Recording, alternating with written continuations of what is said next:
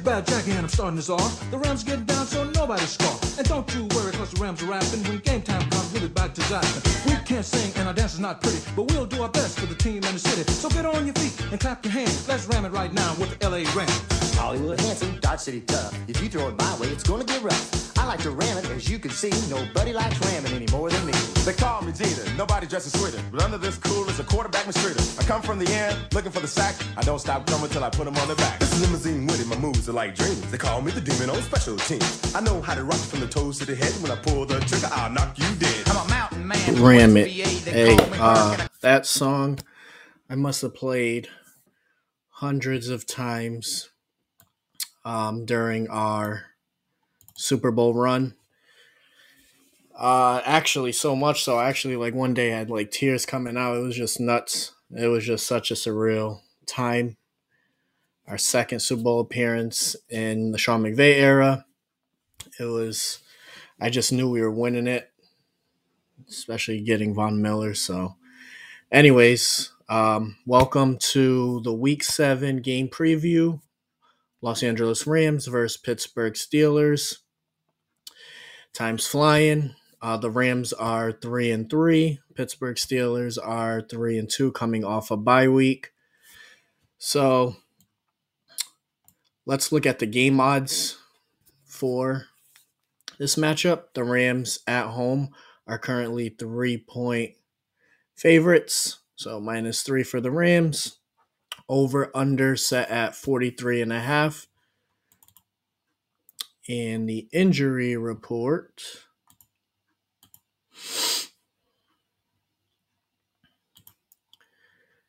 We have the Rams. This is as of Wednesday.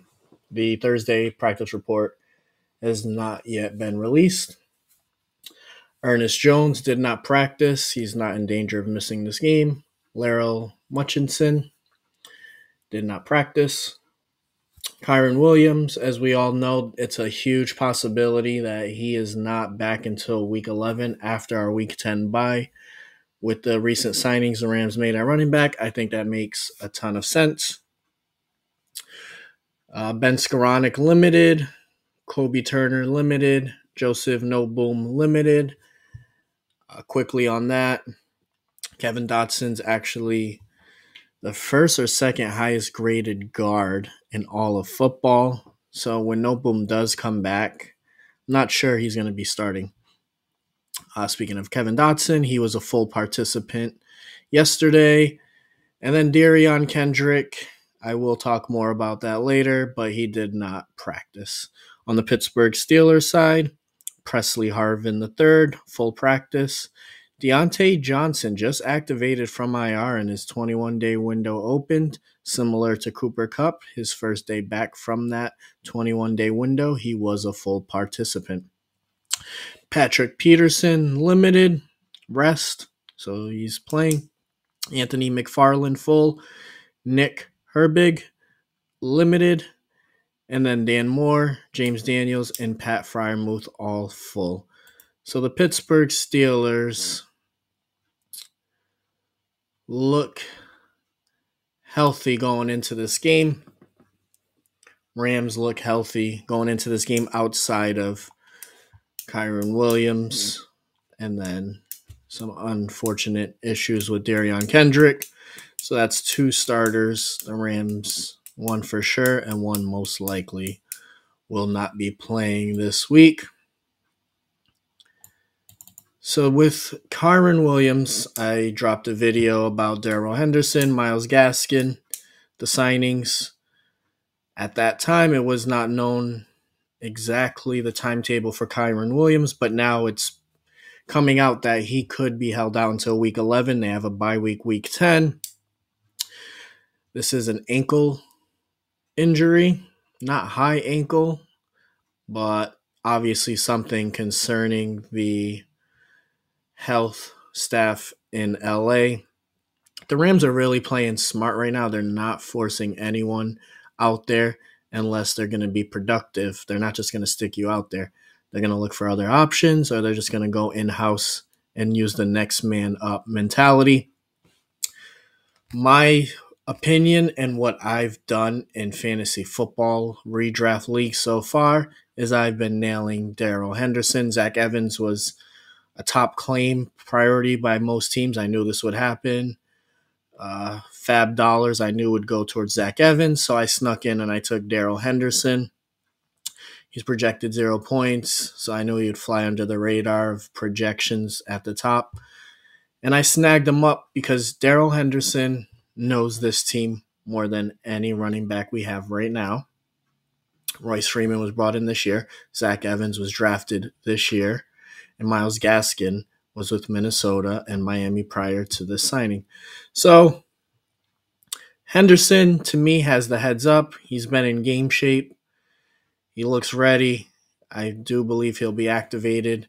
There's no word yet on who's starting, but Sean McVay is keeping everything close to home. He's not going to let his opposition know his plans so they can game plan for it as much as we want to know. I respect what he's doing, and I appreciate that more. I'm fine waiting till last minute if that's what it comes down to. Now, Derion Kendrick. As I talked about the injury report, he did not attend practice.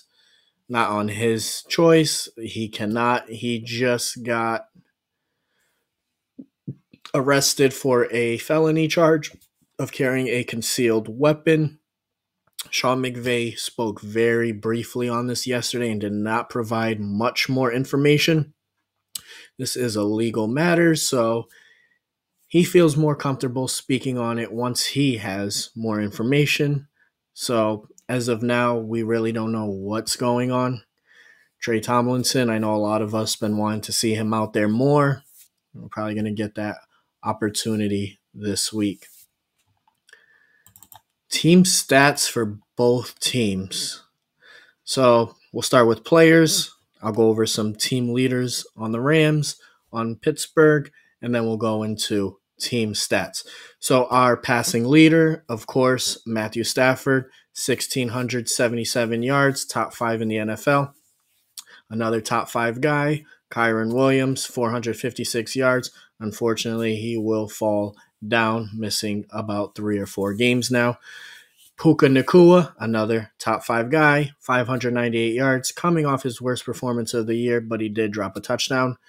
Ernest Jones, tackles, 63, a Rams record through 6 games, beating James Laurinaitis, a Rams legend linebacker. And then still leading the team in interceptions, and the only cornerback or anyone in the secondary to get an interception, Ahkello Witherspoon. For the Pittsburgh Steelers, their passing leader, Kenny Pickett, 1,027 yards. Rushing leader, Najee Harris, 247 yards. George Pickens, receiving yards leader, 393 yards. Mika Fitzpatrick, most tackles on the Pittsburgh Steelers, 41. And interceptions, Levi Wallace with 2. The Rams are averaging 23 points per game with 13 touchdowns. They have a total of 131 first downs, 38 of those coming rushing, 82 of them coming passing. They are 42% on third down, 75% on fourth down. We have 6 passing touchdowns to 5 interceptions. Matthew Stafford's been sacked 16 times for a loss of 124 yards. The Rams, as a total offense, have 2,326 yards, so 387 yards per game. Time of possession, the Rams are averaging 31 minutes, 19 seconds. Okay, Pittsburgh Steelers. They are not doing much on offense. They're averaging 15.8 points per game. They have 70 total first downs, 40 passing, 24 rushing, 6 by penalty. They are 36th we're going to call it 37% on third down, 25% on fourth down. They have a total of 1,447 total yards on offense. So Matthew Stafford has more passing yards than they have total offense. That is, and time of possession, 26 minutes, 52 seconds. So their opponents are holding the ball more than them. So looking at these numbers, Pittsburgh is a team built on winning games on their defense. Even when they beat the Cleveland Browns, they won that game on defense. So the Rams are a far more superior team on offense than the Steelers. Defensively, I would say Pittsburgh has the nod. Hayward is on IR still for them, but they do have TJ Watt, one of the best edge rushers in football. And we have Aaron Donald, the greatest defensive player in football. So looking at this game, the Rams have to continue to run the ball. Now, we're going to have a carousel of running backs. The hot hand is going to probably take effect. I've mentioned I'm the Henderson guy, but if it's Zach Evans, I'm happy for it. I'm a team first guy. Whoever gets it done, whoever's most efficient, blocking on third down, catching out the backfield, let's mix it up. Myles Gaskin probably is our best pass catcher. Henderson is probably the best guy to handle all three downs if need be. And Zach Evans is a two-back guy along with Royce Freeman, who hasn't done much in his NFL career. So McVay is going to have to continue to run the ball, keep the defense honest, and keep the pressure away from Stafford. He's been sacked 16 times through 6 games. Obviously, through 6 games this year and last year, a big difference, but our offensive line, for the most part, has worked out and has stood upright outside of Joseph Noteboom and Alaric Jackson missing some games. We cannot let TJ Watt cause mayhem and just be too predictable with the play calling so he could just set up and just attack. And they have probably the best safety in football in Mika Fitzpatrick. He could play in the box, and he will blitz as well. So whoever's there at running back has to be able to pick that up. But regardless, the run game has to be top priority. We've seen the effect it had last week when we ran the ball to start the second half 6 straight times. Kyren Williams ended up rushing 16 times in the second half versus 4 times in the first half. And the Rams won 26-9, scoring 20 unanswered points in the second half. Because the run game, when we get the run game going, it just sets up the pass beautifully. We have Cooper Kupp, Puka Nacua, Tutu Atwell, Tyler Higbee. So we have elite options in the pass game, which could be the reason McVay always wants to pass, because he is so tempted knowing he has so many playmakers there. But we cannot get predictable. Your wide receivers are only as good as the time they have. Same with the quarterback. Fortunately, Stafford is one of the better quarterbacks under pressure. So that helps in ways, but not when he's getting hit multiple times. And he's the oldest quarterback in football starting right now. So we need to keep him upright. On our defensive side, Pittsburgh is getting Deontay Johnson back. I assume he will be activated. Now, how much will he play? I am not fully sure, but he was a full participant. His 21-day window opened. This is like Cooper Kupp when his 21-day window opened and he played the first week. Didn't wait the 21 days. And if someone practices in full that first day, high chance they play. Now, snaps, not sure. They have Pickens, George Pickens, an animal, a freak athlete, very physical. Would have been fun to see him and Kendrick going at it, but I'm unsure if Kendrick will be there. I feel we need to move Kobe Durant to the outside in this game and let Tomlinson get the slot, or Duke Shelley. Duke Shelley has looked pretty good in the limited snaps he's had. I prefer him in the slot. And Kobe Durant looked so good last year playing in the slot, and that's where I would prefer him to be. Just my 2 cents. And the Rams have only allowed 1 passing touchdown all year to a wide receiver, and that was DK Metcalf week 1.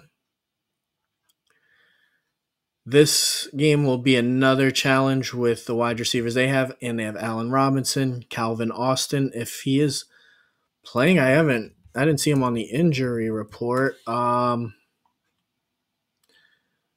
So I would assume Calvin Austin, he's a smaller speed guy, but he's still a weapon. Allen Robinson, we know him, was a Ram last year, was not very effective with us, kind of hit a cliff in his career. Thought it was maybe Chicago, then in the Rams he did anything, and he's not doing anything in Pittsburgh, but this is a low-volume offense. Our weakness has been tight end, and they have a very good tight end in Pat Frymuth. They are going to utilize him in the middle of the field. He will probably be their leading receiver this game because that is where teams are killing the Rams. Dallas Goedert, Trey McBride last week. Colts had multiple guys, including Mo Willie Cox, kill us. We just can't seem to stop that position in the pass game. And with Pittsburgh, having one of the better tight ends, I see them utilizing him. He'll have to be a focus. Rusty East, hopefully, picks him up. Quentin Lake will be used. Hopefully, Michael Hoyt is going to start to continue to lose more and more snaps to O'Shawn Mathis, but he is young, coming back from injury, so fingers crossed. On our defensive side with our pass rush, if we could generate pressure, it always helps, right? Byron Young is actually rated a top edge defender.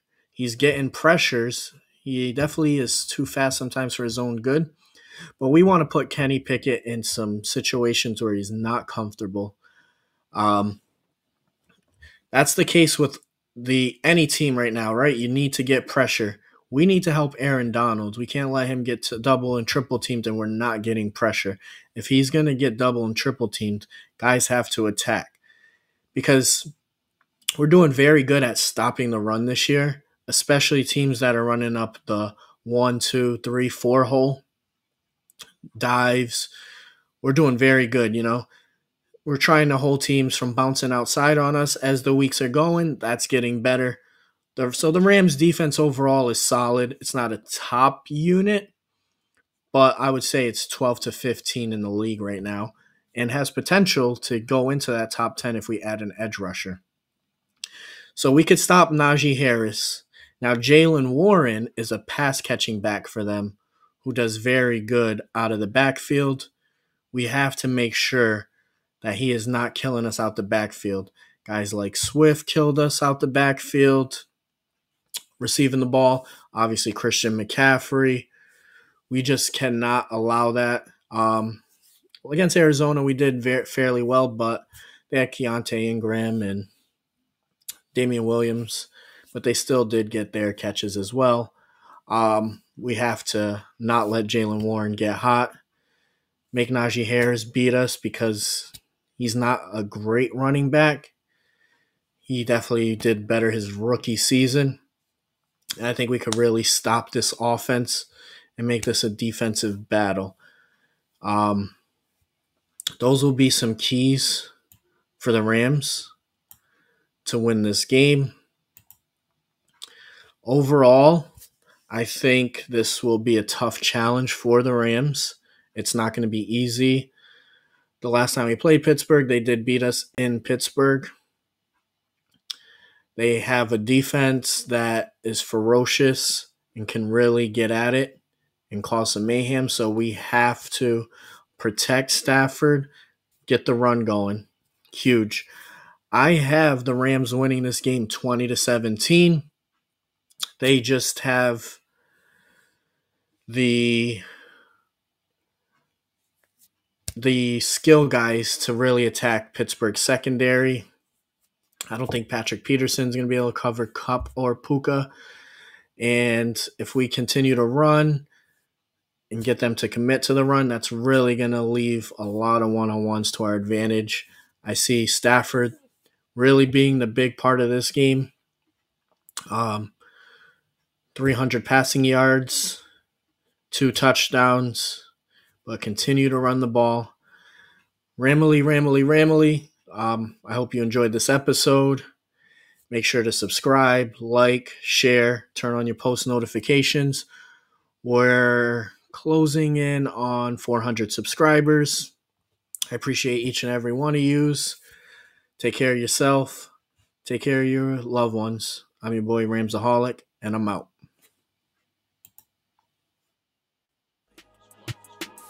It's 4 a.m. in New Bedford, I'm getting my shit together. City just ain't safe, these kids down for whatever. Letting the lead fly, they flocking just like a feather. I couldn't stay there forever, career not getting better. I ain't no rapper, can't imagine not getting cheddar. They posting pics in their base models, not even leather. It's not even leather. It's 4 a.m. White. Wait. The city.